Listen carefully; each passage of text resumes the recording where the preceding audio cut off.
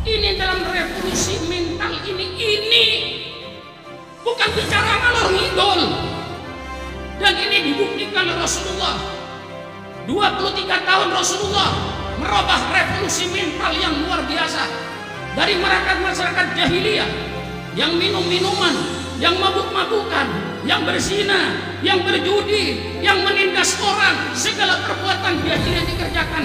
Dalam tempo 23 tahun revolusi mental terwujud. Pemerintah untuk bicara revolusi mental tidak ada jalan lain pemerintah kecuali anak bangsa dididik dengan iman dan takwa kepada Allah. Lain itu omong kosong.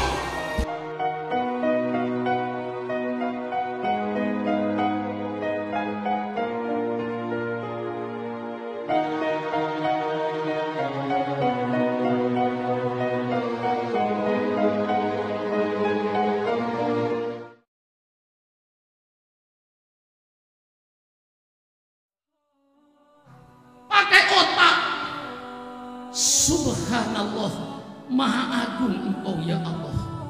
Baru kita ini iman semakin menebal, semakin kita mengikuti, menghayati keagungan Allah.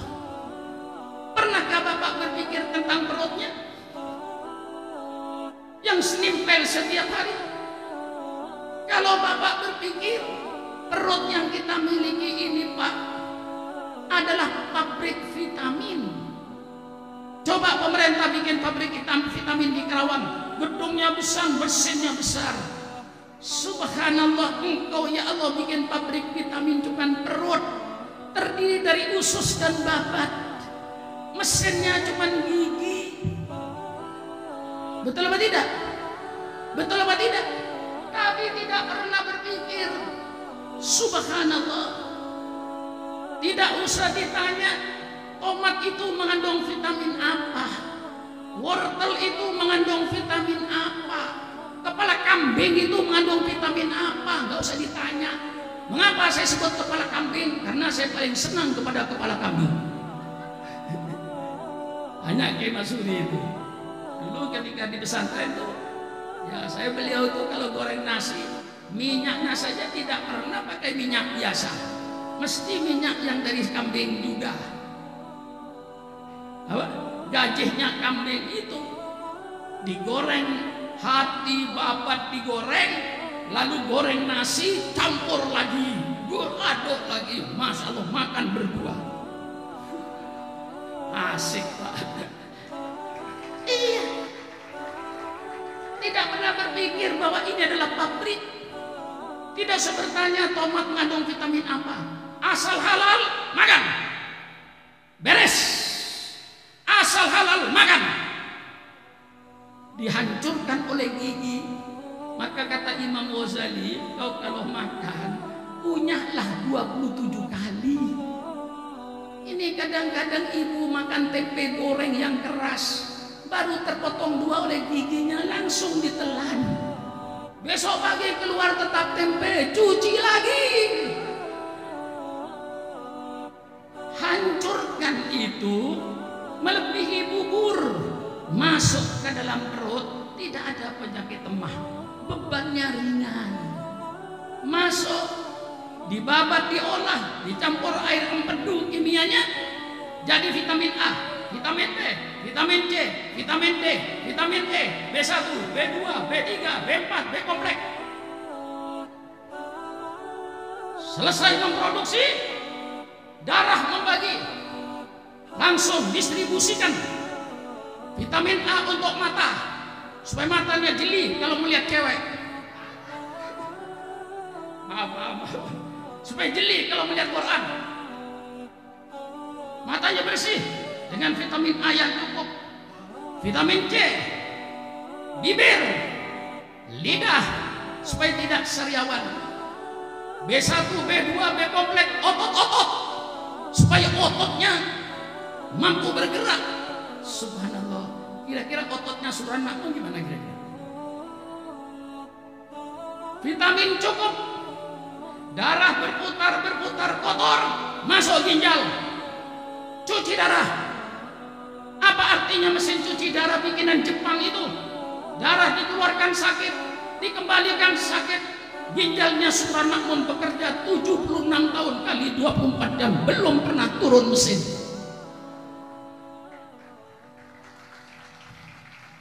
Keagungan Allah, keagungan Allah, keagungan Allah, keagungan Allah.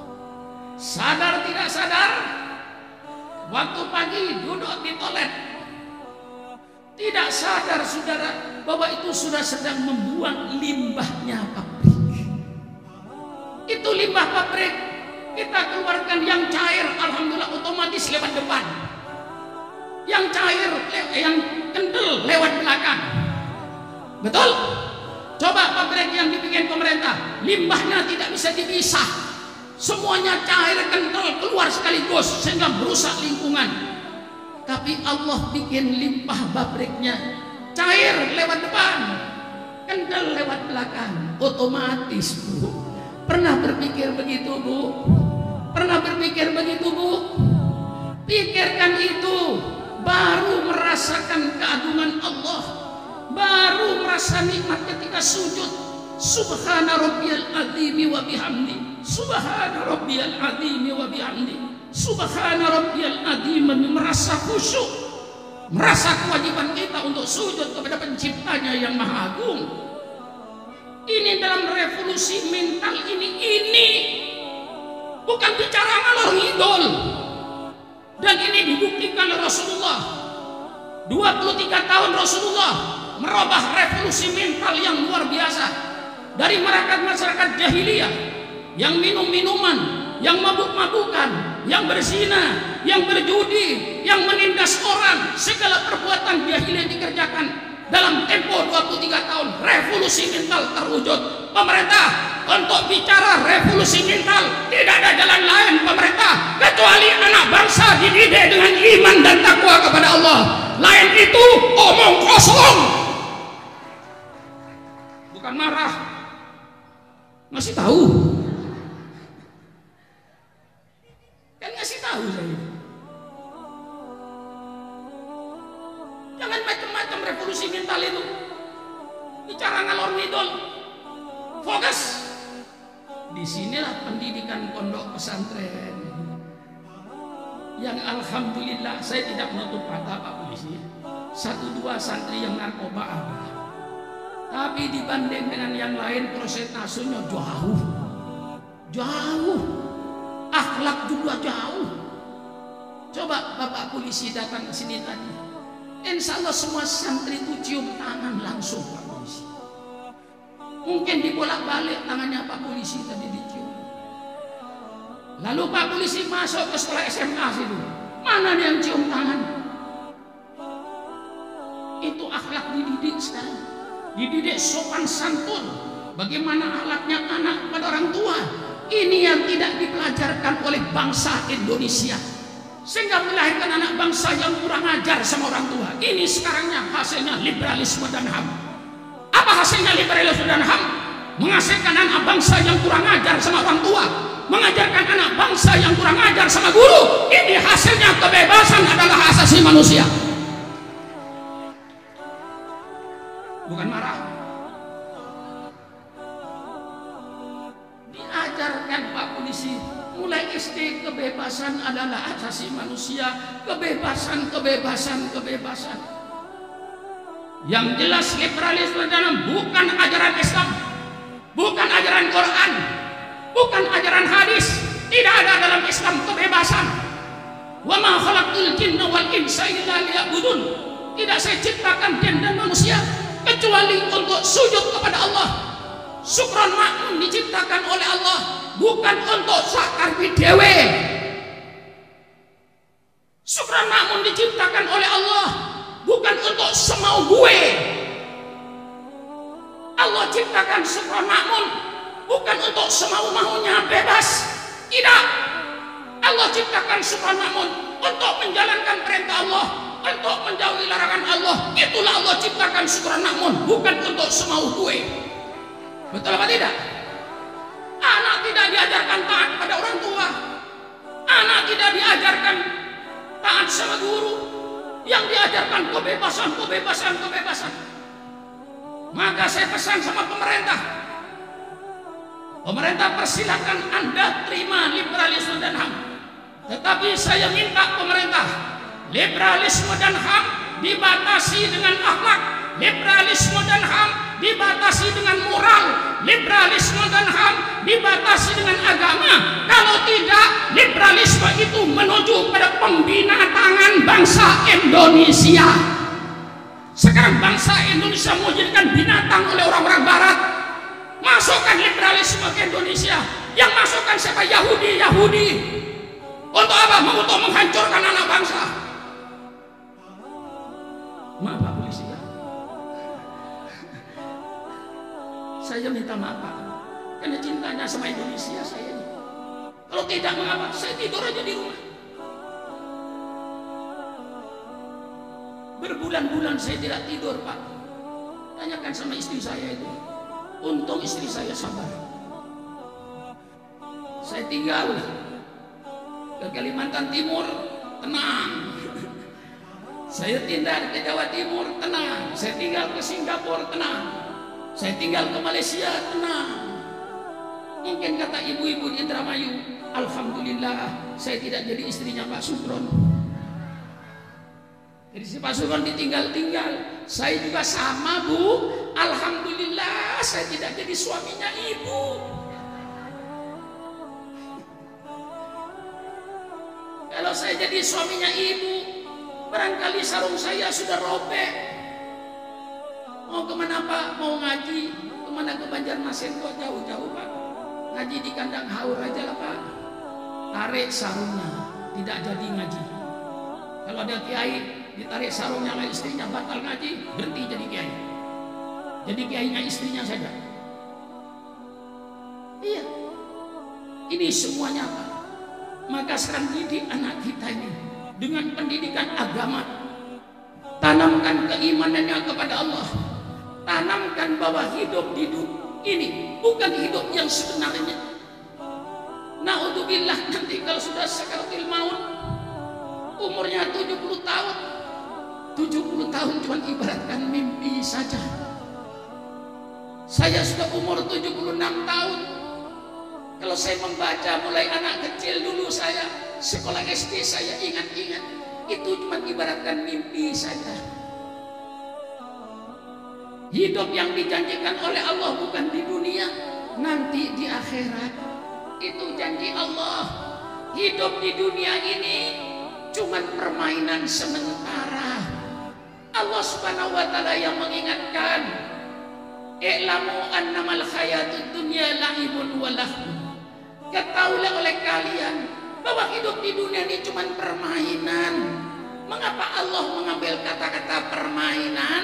Karena permainan itu pasti sifatnya sementara. Tidak ada orang yang main terus-menerus, mesti berhenti bermain. Betul apa tidak? Ada orang yang tidak berhenti bermain? Tidak ada, mesti berhenti. Permainan hidup oleh Allah dibuka lapangan permainannya. Ada yang bermain di bidang bisnis sehingga menjadi konglomerat. Apa konglomerat itu? Bu, tahu nggak konglomerat? Hah? Konglomerat itu Bu, kong kali kong, untuk membuat rakyat jadi melarat. Itu namanya konglomerat Pak Polisi. Kong kali kong bikin rakyat jadi melarat. Semua ekonomi dimonopoli. Bu, contoh konglomerat yang gampang gini Bu ya. Umpama Sukran Makmun mempunyai perusahaan bus Jakarta Surabaya. Perusahaan bus saya maju. Karena perusahaan bus saya maju, saya perlu tiket. Daripada saya tiket pesan sama percetakan, saya bukan percetakan sendiri. Sehingga saya tidak perlu pesan tiket sama percetakan lain.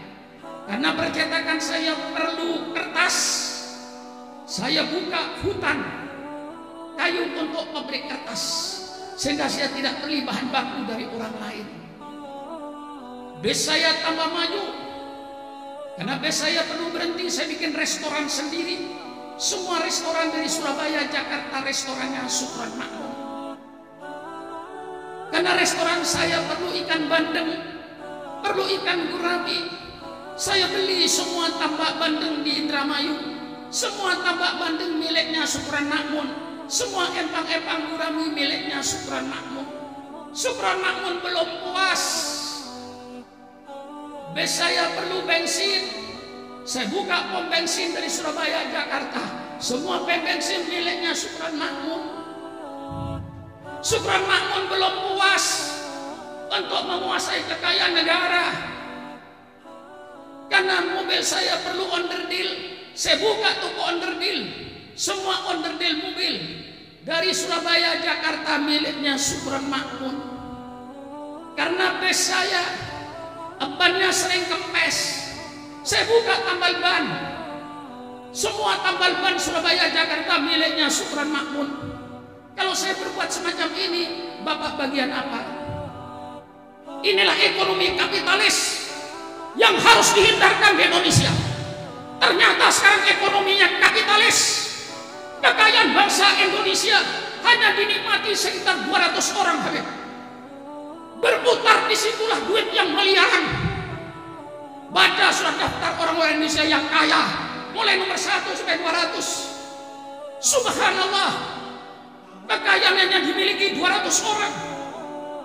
Rakyat yang lain tidak kebagian, hanya disuruh nonton. Ini ekonomi yang tidak sesuai dengan Pancasila. Keadilan sosial bagi seluruh rakyat Indonesia. Kekayaan harus merata pada seluruh rakyat Indonesia. Jangan dimonopoli oleh beberapa PT yang kaya, rakyatnya sengsara. Bukan marah, kasih tahu Pak. Nah, kalau sudah tidak ada yang bicara yang benar, lalu siapa Pak polisi yang mau bicara yang benar? Saya bicara yang benar. Islam mengatur segala-galanya. Kalau ada orang bicara bahwa Islam tidak ikut mengatur kehidupan manusia, itu orang Islam yang bodoh. Islam mengatur kehidupan manusia, mulai masuk WC diatur oleh Islam, sampai ngatur negara diatur oleh Islam. Saya mau kemukakan kepada saudara hari ini konsep berpolitik menurut Umar Ibn Abdul Aziz. Ketika Umar Ibn Abdul Aziz menjadi raja karena keturunan, dia merasa dirinya tidak benar. Saya jadi raja, jadi khalifah, bukan karena keinginan saya dan bukan karena keinginan rakyat saya. Itu karena saya keturunan. Dirombaklah terjadi revolusi politik. Dia berpidato di Masjid Baghdad, saya jadi khalifah bukan karena kemauan saya dan bukan kemauanmu. Hari ini saya lepas jabatan saya berhenti jadi khalifah. Tinggal tergantung kepada kalian siapa pemimpinmu sekarang. Seluruh rakyat di Baghdad berteriak, tidak ada pemimpin kecuali engkau ya Amirul Mukminin. Umar Ibn Abdul Aziz, dia kembali karena amanah rakyat. Apa konsep Umar Ibn Aziz? Kalau dilaksanakan oleh pemerintah Indonesia, tentu akan hebat, Habib. Yang pertama, konsep bernegara didasari musyawarah. Tidak ada kebijaksanaan pribadi. Betul. Tidak ada kebijaksanaan pribadi. Semua kebijakan negara harus didasarkan pada musyawarah. Itu intinya dalam Islam. Tidak ada misalnya saya jadi presiden langsung bikin peraturan tanpa musyawarah. Tidak ada itu. Menurut konsep Islam, semua kebijaksanaan negara harus berdasarkan musyawarah bersama. Alangkah indahnya negara semacam ini. Yang kedua yang penting pejabat negaranya, antu adul amanati ila ahliyah. Pejabat negaranya yang penting manusianya, bukan peraturannya. Di Indonesia peraturan bagus, undang-undangnya bagus, yang tidak bagus manusianya. Maka Ibn Abdul Aziz mengadakan perombakan. Siapa yang mau jadi pejabat pemerintah, jangan sembarangan mengangkat pejabat negara. Siapa yang layak jadi ketua RT, siapa yang layak jadi ketua RW, siapa yang layak jadi lurah kepala desa, siapa yang layak menjadi wali kota, bupati, siapa yang layak jadi gubernur, siapa yang layak jadi presiden. Jangan mengangkat jabatan seenaknya. Angkat yang mempunyai kafaah, kemampuan. Ini Umar Ibn Aziz. Jangan mengangkat pejabat karena keluarga. Jangan pejabat karena kawan atau karena senang. Dan mencopot pejabat karena benci. Itu tidak benar.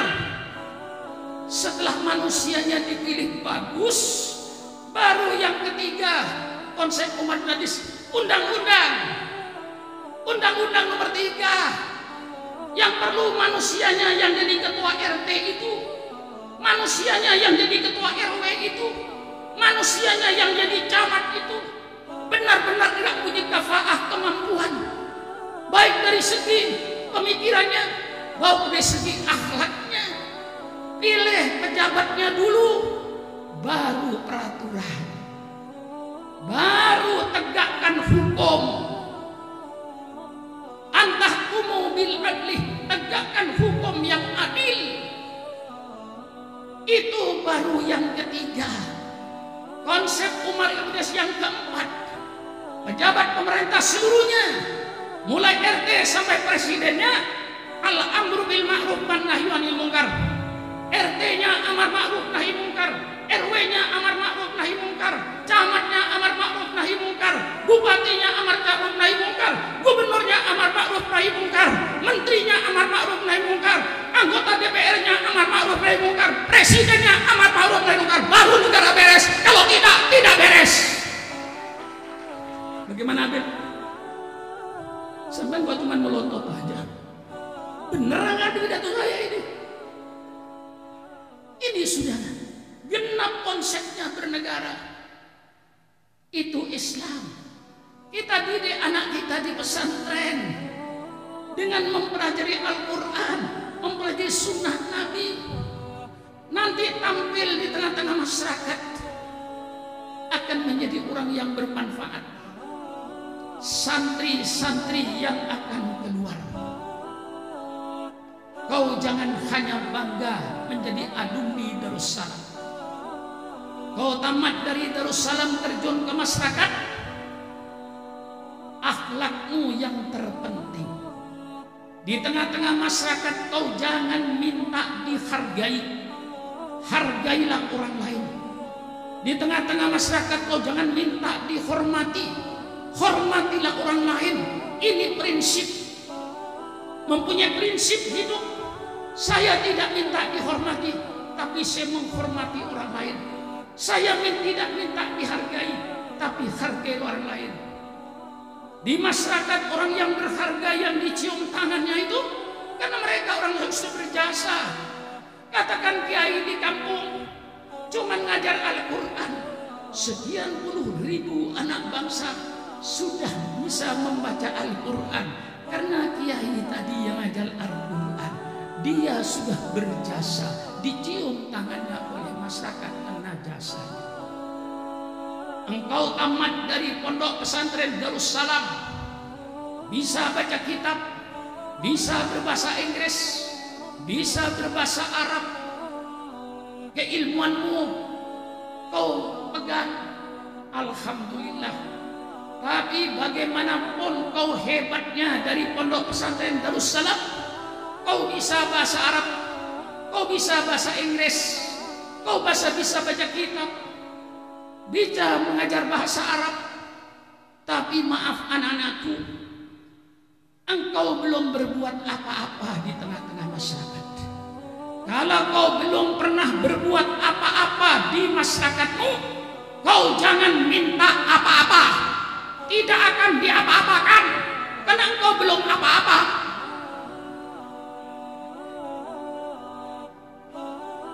Ada kupingnya. Hah? Dengarkan itu, doktrin. Baru kau akan dihargai oleh masyarakat. Khairun nas anfa'u minnas. Sebagus-bagus manusia, orang yang berguna kepada manusia. Keberadaanmu di kampungmu, keberadaanmu di tengah-tengah masyarakat, ada gunanya kepada masyarakatnya apa tidak? Tanya sama dirimu sendiri. Maka bagaimanapun hebatmu, tamat dari Darussalam, saya tahu mungkin kau mampu berbahasa Arab yang baik, mungkin kau mampu berbahasa Inggris yang baik, mungkin kau mampu untuk mengajarkan kitab-kitab agama. Saya tahu insya Allah Tapi ketika kau diam di tengah-tengah masyarakat, engkau belum berbuat apa-apa di tengah masyarakat. Karena kau belum pernah berbuat apa-apa, tolong jangan minta apa-apa. Tidak akan diapa-apakan. Mengapa? Karena engkau belum apa-apa. Berbuat dulu. Dan saatnya sekarang para santri, bukan saatnya engkau nunggu bola. Kalau bola kau tunggu, bola itu direbut oleh 22 orang. Kau nunggu bola, tidak akan dapat bagian bola. Sekarang saatnya, hai para alumni, untuk menjemput bola. Banyak jangan menunggu datangnya bola. Saatnya kau berpikir untuk menjemput bola. Artinya kau juga harus berkreatif. Jangan minta pekerjaan, ciptakan pekerjaan. Nah ini Pak Polisi, pemerintah bikin sekolah pengangguran. Kenapa? Salah didik. Mulai dari SD ditamatkan. Hei nak, rajin belajar. Nanti kau bisa jadi pegawai negeri, bisa cari kerjaan. Sampai SMP dicekoki lagi. Kau yang rajin belajar nak, nanti bisa jadi pegawai negeri. Masuk ke SMA dicekoki lagi. Nak, rajin belajar nak, nanti kau gampang cari pekerjaan. Masuk perguruan tinggi, didoktrin lagi, dicekoi. Apa dicekoi? Hah? Tahu? Dicekoi itu jamu, dipaksakan untuk ditelan. Itu namanya dicekoi. Masuk perguruan tinggi, dicekoi lagi. Rajin nak kau kuliahnya, nanti bisa pegawai negeri. Itu mendidik anak persis kayak kuda narik delman. Tahu kuda narik delman? Mata kudanya ditutup supaya tidak tahu kalau jalan di depannya itu banyak. Dia hanya tahu jalan satu. Itu jangan mendidik anak-anak kita seperti kuda narik delman. Pegawai negeri tamat perguruan tinggi pegang map. Masuk kantor keluar kantor, masuk kantor keluar kantor, ditulis tidak ada lowongan. Akhirnya stres, bukan kerja, ke rumah sakit jiwa di Glodok. Tidak punya persiapan mental. Santri, Allah bikin pekerjaan banyak. Kau bisa jadi tani, kau bisa jadi dagang, kau bisa jadi pengusaha, kau bisa jadi polisi, kau bisa jadi pegawai negeri, kau bisa jadi pengusaha, kau bisa jadi guru. Jangan kau pusatkan otakmu untuk jadi pegawai negeri. Lama-lama pemerintah bikin sekolah hanya bikin pengangguran. Bukan marah. Apa? Kan betul pendidikan begini. Sehingga anak santri itu wawasannya luas. Alhamdulillah. Kayak Mas Suri dengan saya mendidik di Darul Rahman. Ajar yang jadi dosen di Amerika Serikat. Gak masuk akal. Kalau tamat pondok pesantren Darul Rahman menjadi dosen di California. Ada yang jadi tentara sepangkat letnan kolonel. Ada yang jadi dokter. Ada yang jadi dosen di Australia.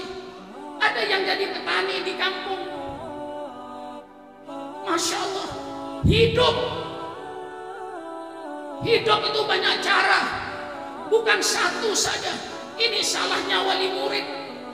Tiap menyekolahkan anak dididik hidup cuma satu, jadi pegawai negeri. Seolah-olah kalau tidak jadi pegawai negeri mati. Itu salah doktrin. Lihat Cina-Cina itu. Cina-Cina semuanya sekolah, dapat sarjana. Tapi mana yang jadi pegawai negeri? Jadi pengusaha, buka PT, tamat sekolah dengan modal sepeda motor, hanya keliling mencari bangunan yang ada. Dia nawarkan cat, nawarkan alat-alat pembangunan. Asalnya 1 tahun naik motor, setelah 3 tahun punya kios, kaya, otak luas. Hidup itu banyak cara, tidak satu jalan yang Allah ciptakan. Didik anak bangsa seperti ini. Maka saya katakan, Dokter, Ilmu boleh dicari, usaha boleh ditiru, tapi nasib di tangan Allah. Ilmu yang sama tidak mengakibatkan nasib yang sama. Usaha yang sama pun tidak mengakibatkan nasib yang sama. Maka tidak ada sekolah nasib. Sekali lagi, tidak ada sekolah nasib. Yang ada sekolah cari ilmu. Nasib di tangan Allah asal kau kreatif. Otakmu hidup. Jangan nganggur. Jangan minta pekerjaan. Bikinlah pekerjaan. Baru bangsa Indonesia nanti maju. Kalau selalu jadi tamat sekolah ngemis-ngemis pekerjaan, mana ada pekerjaan, dibuang. Nah disinilah tanamkan di pondok, Pak. Sejak dari dulu ini yang ditanamkan kiai. Cuman sekarang saja ada perubahan sedikit. Setelah pondok ini mengantongi ijazah negeri, baru anak-anak pondok ada perubahan sedikit. Yang kadang-kadang bawa mic ke kantor-kantor cari pekerjaan. Itu bukan budaya santri. Santri dapat pekerjaan jadi pegawai negeri, alhamdulillah. Jadi polisi, alhamdulillah. Saya katakan tahun 98, tahun 60, tahun 75, ketika saya membuka pesantren, saya katakan, saya bikin pesantren bukan untuk menjadi pegawai negeri. Sekali lagi, saya katakan pada santri saya bikin pesantren bukan untuk menjadi pegawai negeri. Tapi kalau santri saya jadi pegawai negeri, alhamdulillah. Saya bikin pesantren tidak untuk jadi pegawai negeri. Tapi kalau anak saya jadi pegawai negeri, alhamdulillah. Begitu Pak, tanamkan sehingga santri itu wawasannya luas, tidak sempit. Ini yang dididikkan di pesantren. Berani, mandiri.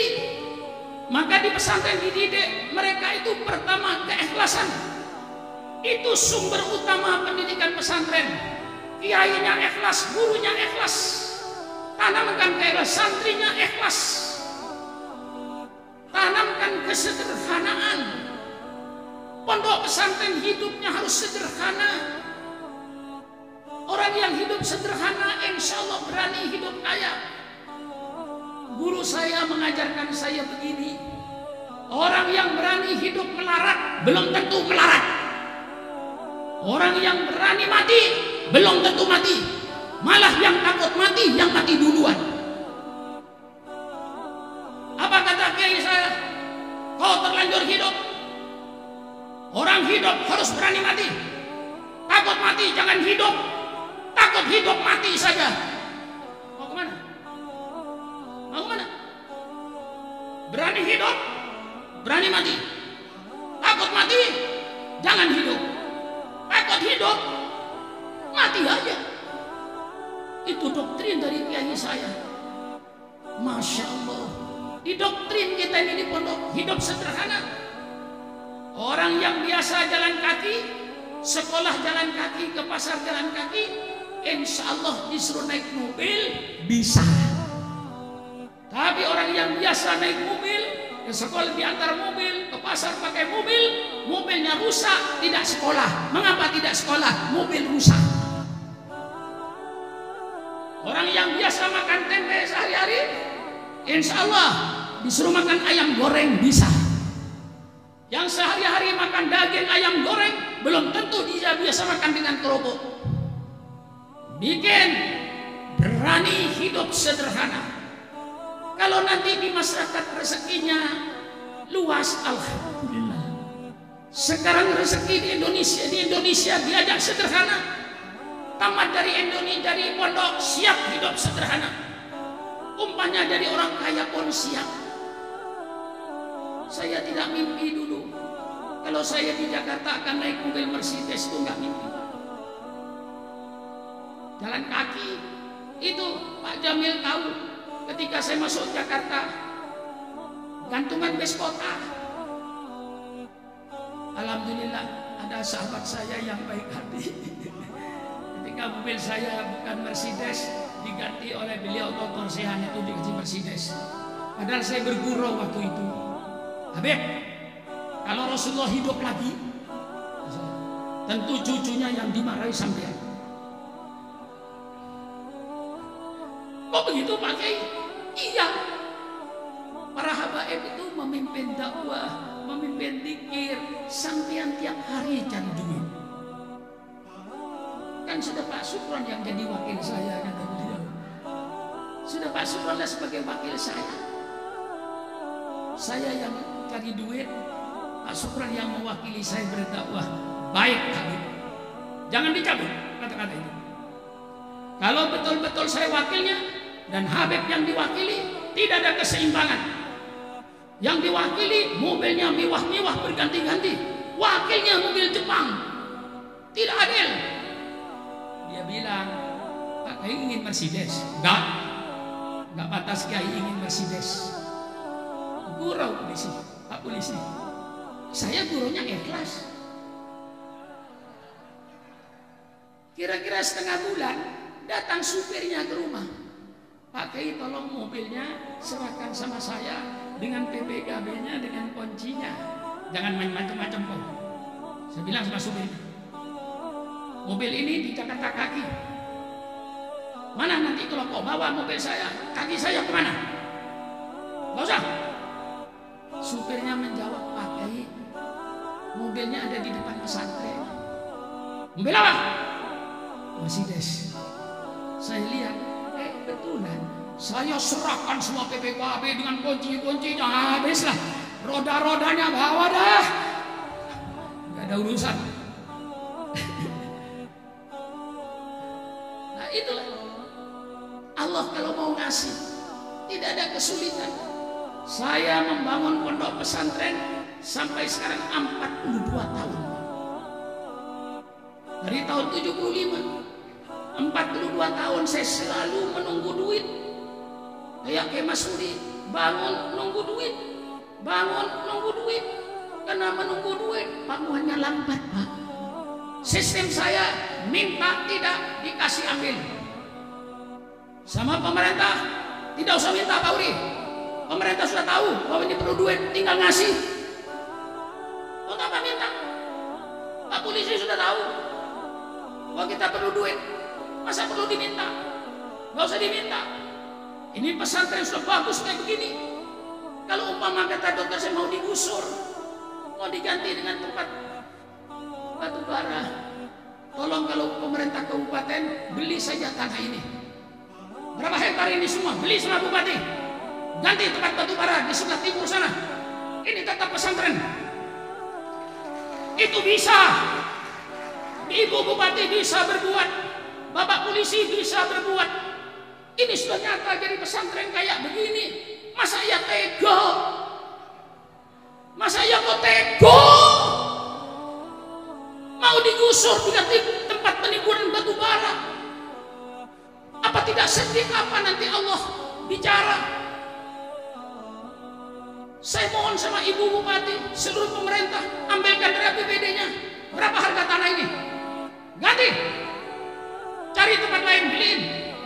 Masih banyak pantai ini, masih panjang. Pantai masih panjang. Bukan hanya ini pantai di Indramayu. Masih ratusan meter. Apa salahnya kalau pemerintah beli ini, wakafkan kepada Kiai Masuri untuk dilanjutkan. Seberapa sih menurut APBD-nya? Kadang-kadang pemerintah mau bikin kandang sapi, mau bikin kandang babi, kok ada duitnya? Saya tahu kok, pernah bikin kandang babi. Betul atau tidak? Mengapa pemerintah bisa beli tanah untuk kandang babi? Mengapa pemerintah tidak bisa beli tanah untuk pondok pesantren yang begitu dan untuk kepentingan bangsa, untuk kepentingan negara, bukan kepentingan pribadi Pak Masuri? Bukan marah, bukan marah, ngasih tahu. Betul apa tidak? Bagaimana pentingnya? Ini anak-anak yang tamatan saya kasih bahan. Hargai dirimu. Tapi jangan minta dihargai. Bagaimana menghargai dirimu? Hargai dirimu. Setelah tamat dari pondok ini, hargailah dirimu dengan akhlak. Engkau berpakaian sopan, pakai jilbab sopan, berarti kau menghormati dirimu sendiri. Hormatilah dirimu dengan akhlakmu yang sopan santun. Hiasi dirimu, hormati dirimu dengan akhlakmu yang baik. Hargai dirimu. Kalau kau sudah tidak menghargai dari dirimu, apalagi orang lain akan menghargai kau. Hargai dirimu sendiri dengan akhlak yang bagus. Hargai dirimu dengan pakaianmu yang sopan. Hei perempuan, perempuan, bu, panci ada kupingnya enggak, bu? Bu, panci ada kupingnya enggak? Berapa? Penggorengan ada kupingnya enggak, bu? Berapa? Ibu ada kupingnya enggak, bu? Berapa? Persis panci. Tidak, Pak Kiai. Kalau kuping panci untuk pegangan Pak Kiai, kuping penggorengan untuk pegangan Pak Kiai. Kalau kuping saya Pak Kiai untuk mendengarkan nasihat. Kalau kupingnya tidak dipergunakan untuk mendengarkan nasihat, berarti sama dengan kuping kuping orang apa kuping panci. Kalau jawab kuping panci, saya turun. Untuk apa? Menasihati kuping-kuping panci. Kalau kuping orang, gak sia-sia saya. Anak-anakku, hargai dirimu dengan pakaianmu yang sopan. Saya berpakaian begini Pak Polisi, menghargai diri saya Pak Polisi. Pakai peci, pakai sarung, pakai sorban, saya menghargai diri saya. Saya tidak minta dihargai, saya menghargai diri saya. Coba seandainya sekarang saya pakai celana blue jean yang sempit, dengkulnya dirobek kelihatan. Ada kan celana begitu? Lalu pakai kaos omlong, tulisan depannya I love you. Saya tidak pakai peci. Orang tidak akan menghargai saya. Barangkali saya dianggap preman Tanah Abang. Tapi dengan saya pakai sarung, pakai gesper yang sopan, pakai jas, walaupun panas-panas, saya pakai surban. Panas ini, tapi saya pakai jas untuk menghormati diri saya. Saya hormati diri saya dengan pakaian saya yang sopan. Saya pergi ke Singapura, tidak segan-segan saya hormati diri saya. Saya pakai komis, saya pakai jas, menghadapi cewek-cewek yang cantik-cantik. Dari Singapura itu layannya mesti Cina-Cina umur 17 tahun. Cantik-cantik lagi dipilih. Kadang-kadang roknya bagus. Saya pernah makan dengan Menteri Sosial di Singapura yang jaga perawan-perawan cantik. Saya kan laki-laki, Bu. Masa tidak tahu perempuan cantik gitu loh, Bu? Tidak, iya. Cantik, Pak. Pakaian merah, leher tertutup. Anehnya, Habib, dari pinggir sini ke bawah digunting kanan kiri.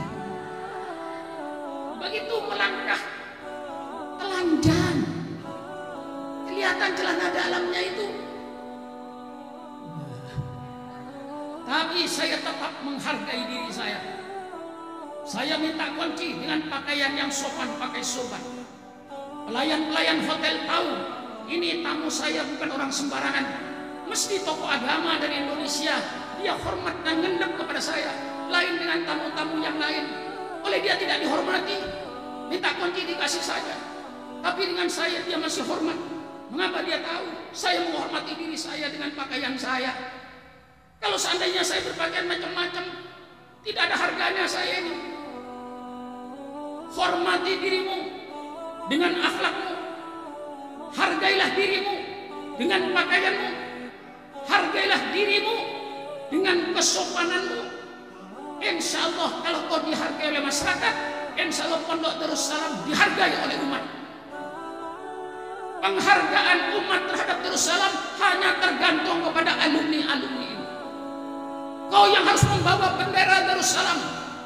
Darussalam pondok pesantren yang disiplin, pondok pesantren yang baik. Kau kasih contoh di masyarakat. Nanti masyarakat di kampungmu akan tertarik. Masuklah ke pondok pesantren Darussalam ini. Apalagi dibuka cabangnya Darul Quran. Darussalam di sini ada, Darul Qurannya ada. Masya Allah. Ini semuanya akan terwujud kalau kita semua benar-benar mencintai Islam. Bu, cinta nggak kepada Islam? Cinta nggak kepada Islam? Bapak-bapak cinta kepada Islam? Saya mau pinjam kata-kata anak muda. Boleh nggak? Pinjam sebentar. Nanti saya kembalikan. Kata anak muda, cinta itu adalah pengorbanan. Tidak berani berkorban, jangan coba-coba main cinta. Cinta tanpa pengorbanan, cinta palsu, omong kosong. Kata siapa? Kata siapa? Anak muda. Cinta itu sama dengan pengorbanan. Jangan coba-coba main cinta kalau tidak mau berkorban. Cinta tanpa pengorbanan, cinta palsu, omong kosong. Bapak-bapak, cinta gak kepada Islam? Cinta gak kepada Islam? Tanya pada dirimu, berapa persen kekayaanmu yang kamu korbankan untuk Islam? Bu, cintalah kepada Islam. Berapa persen kekayaanmu yang sudah kau berikan kepada Islam? Kalau kau belum pernah berkorban untuk Islam, berarti cinta palsu, omong kosong. Kalau semua umat Islam mau mengorbankan sebagian hartanya, insya Allah pendidikan agama akan berjalan dengan bagus. Ibu yang jual sayur sehari dapat untung 50.000, 5.000 untuk Islam, 45.000 untuk saya. Subhanallah. Bapak-bapak yang dagang di pasar sehari dapat untung 100.000, 10.000 untuk Islam, 90.000 untuk saya. Insya Allah Islam jaya. Insya Allah Islam hidup. Jangan ngomong cinta tidak pernah mengorbankan hartanya untuk Islam. Omong kosong. Nah, disinilah saya tanamkan perasaan cinta ini. Kalau semua orang Islam mau mengorbankan hartanya sebagian saja, insya Allah pendidikan agama akan berjalan dengan baik. Maka alumni-alumni yang kau tamat, bawa bendera Darussalam di kampungmu. Kalau dari kampungmu ada yang kembali ke pondok ini, kau kembali ke pondok ini, membawa kawan dari kampungmu, berarti kau di kampungmu disenangi orang. Berarti kau sudah membawa misi Darussalam. Sehingga santri yang 120 menjadi 240, yang 40 menjadi 480, yang 480 menjadi 960, berkembang dan seterusnya. Santri yang 2000 jadi 4000 dan seterusnya. Itu namanya berkembang. Hidup ya mengingat waktu. Ya, selesai kira. Apalagi Pak Uli? Doa. Saya juga. Alhamdulillah dapat borongan. Ya biasanya kan dibagi-bagi doa itu. Kayak PLN itu Pak Polisi. Yang borong tiang aja. Sudah 1 tahun tiang berdiri, kabel belum ada.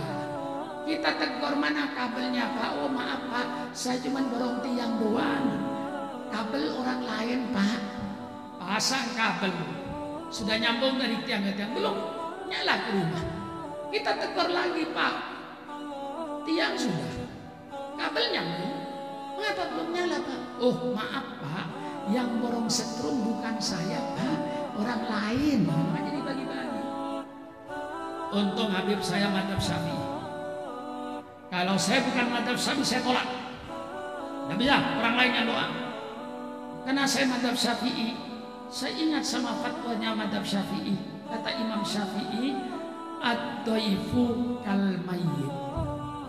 Kamu itu kayak mayit. Artinya tamu itu nurut sama tuan rumah. Betul apa tidak? Lah mayat kan nurut, Pak. Dimandiin nurut, dibungkus nurut, masukkan kurung batang, masukkan kuburan nurut. Itu mayat. Nggak ada mayat Indramayu begitu dimandiin terus nyepak-nyepak kakinya. Ada mayat semacam itu, Bu, tinggal saja, suruh mandi sendiri, nggak usah dimandiin. Nyepak-nyepak mayat. Nah, saya ini ingat Imam Syafi'i, Pak Polisi. Kata Imam Syafi'i, ad-dhaifu kal mayyit. Tamu itu kayak mayat nurut. Sudah disuruh pidato panas-panas, belum dikasih makan. Tapi saya yakin setelah ini makan deh. Bukan mayat 100%. Nanti, oh Pak Surwan seperti mayat, langsung pidato suruh pulang, gak dikasih makan. Alasannya mayat kan gak makan, nanti mayat yang makan loh ya. Jadi karena saya ingat adab Syafi'i, saya disuruh berdoa. Mari kita doakan.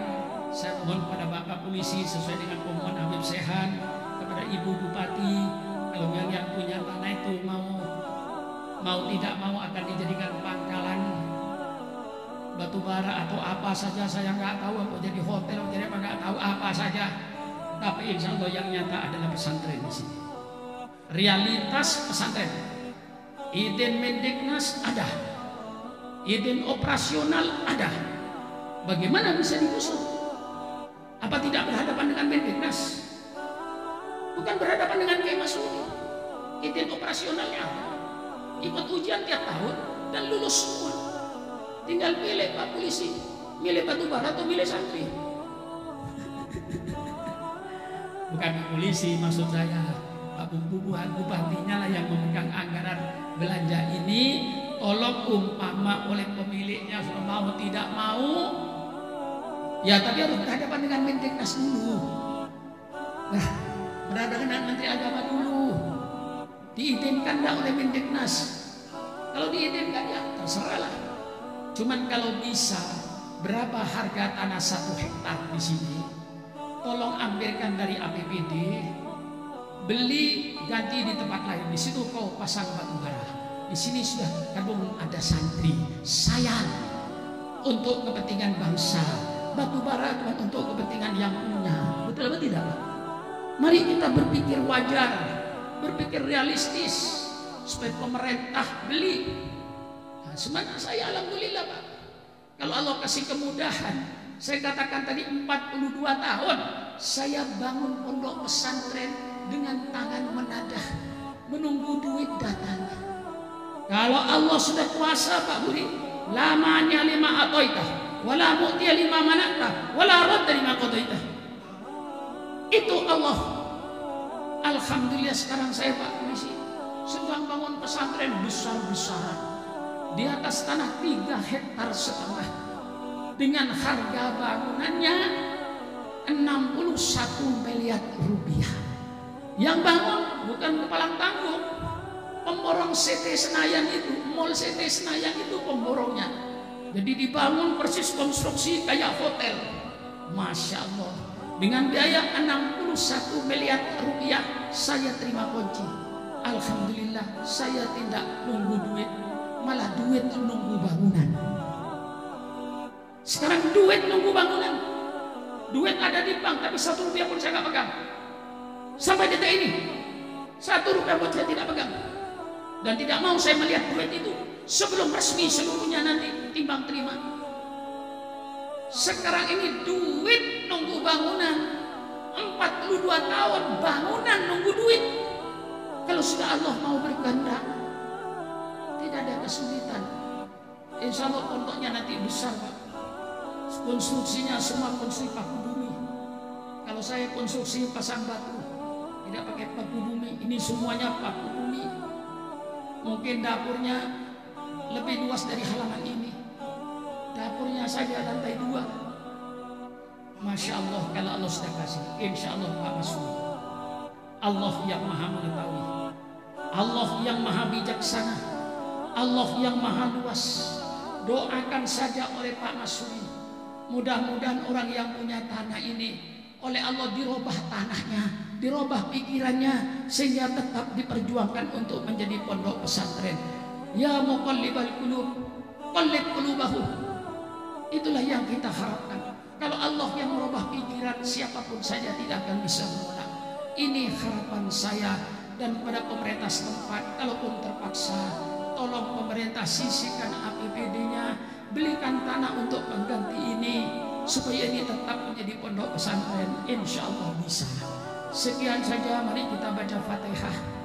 Kita hadiahkan Fatihah ini pada guru-guru kita, kepada ulama-ulama kita, keluarga-keluarga kita yang telah dipanggil oleh Allah. Mudah-mudahan Allah menerima amal soleh mereka, mengampuni dosa mereka. Mudah-mudahan pemimpin-pemimpin kita dari RT sampai Bapak Bupatinya, sampai Pak Kapolresnya, seluruh jajarannya, baik militernya, TNI-nya, kita mohon kepada Ya Allah berikan taufik dan hidayah kepada pemimpin-pemimpin kami agar bisa membawa kami dan membantu kami ke jalan yang diridhoi oleh Allah Subhanahu wa taala.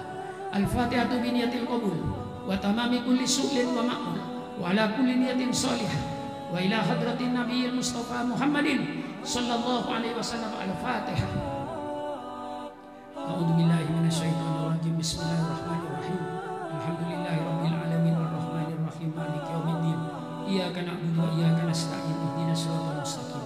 Siratal ladzina an'amta 'alaihim ghairil maghdubi 'alaihim waladdallin. Amin.